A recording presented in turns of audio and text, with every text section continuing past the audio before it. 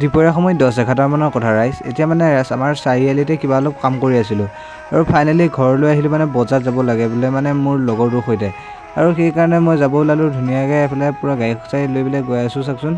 আৰু ফাইনেলি এইফালে বজাৰ পালোঁহি আৰু দেখিলোঁ যে পূৰা 1000 টকাতে ধুনীয়া নতুন দাঁত খুৱাই দিব। আপোনালোকৰ যদি দাঁত নাই আহিব পাৰে মঙলবাৰ বজাত। আৰু ফাইনেলি এইফালে ঘৰলৈ ৰাওনা হ'লোঁ। কিবাকিবি সৰু সুৰা অলপ বজাৰ কৰিলোঁ আৰু বেছি ভিডিঅ' কৰা নাই ৰাইজ। ৰাতিলৈ মানে খানা অলপ আছে আমাৰকেইটা। আৰু ফাইনেলি এতিয়া পূৰা বহুত গৰম দিছে না গাইজ, সেইকাৰণে মানে গাটো ধুই আহোঁগৈ বুলি ভাবিলোঁ চুইমিং পুলত।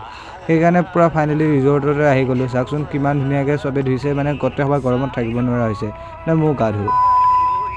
ফাইনেলি গা চা ধুই পেলাই গধূলাই হ'ল আৰু গধূলা অলপ মাংস অলপ লৈ ঘৰলৈ আহিলোঁ।